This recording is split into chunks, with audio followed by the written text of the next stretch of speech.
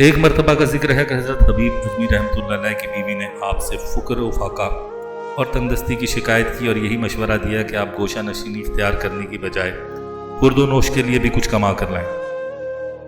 حبیب اجمی رحمۃ اللہ علیہ نے اپنی بیوی کا مشورہ سن کر فرمایا کہ تم بالکل فکر نہ کرو، میں صبح سے مزدوری پر جاؤں گا اور تمہارے لیے کافی کچھ کمائی کر لاؤں گا۔ چنانچہ جب دوسرا دن ہوا تو آپ جنگل کی طرف نکل گئے اور ایک کونے میں بیٹھ کر اللہ تعالیٰ کی عبادت میں مشغول ہو گئے۔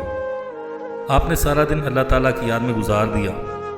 جب شام ہوئی تو گھر آئے، بیوی نے آپ سے مزدوری طلب کی تو ارشاد فرمایا کہ میں نے آج جس کی مزدوری کی ہے اس نے معاوضہ نقد نہیں ادا کیا، لیکن تم بالکل فکر نہ کرو، میں کل لے آؤں گا۔ جس کی میں نے مزدوری کی ہے وہ ایسا سخی ہے کہ بغیر مزدوری مانگے بھی دے دیا کرتا ہے۔ چنانچہ جب اگلا دن ہوا تو حضرت حبیب اجمی رحمۃ اللہ علیہ پھر جنگل میں جا کر سارا دن اللہ تعالیٰ کی عبادت کرتے رہے۔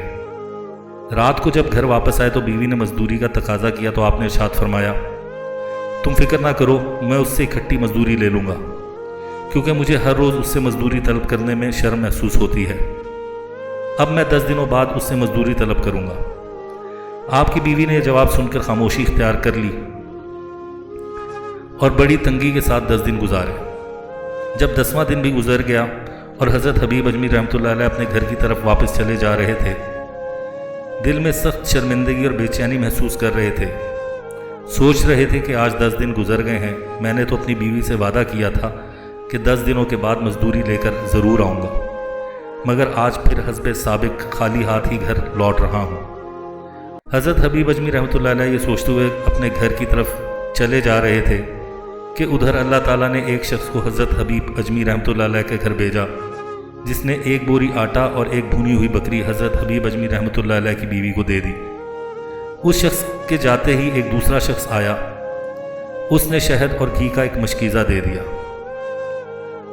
پھر ایک اور شخص آیا اور اس نے 3000 دینار کی ایک تھیلی دیتے ہوئے کہا کہ آپ کے شوہر جس کے ہاں مزدوری کرتے ہیں یہ ساری چیزیں اس نے بھیجی ہیں، اور ساتھ ہی یہ پیغام بھی دیا ہے کہ آپ حبیب رحمۃ اللہ علیہ کو کہیں کہ اگر وہ زیادہ محنت سے کام کرے گا تو اس کو مزدوری بھی زیادہ ملے گی۔ رات کا وقت تھا۔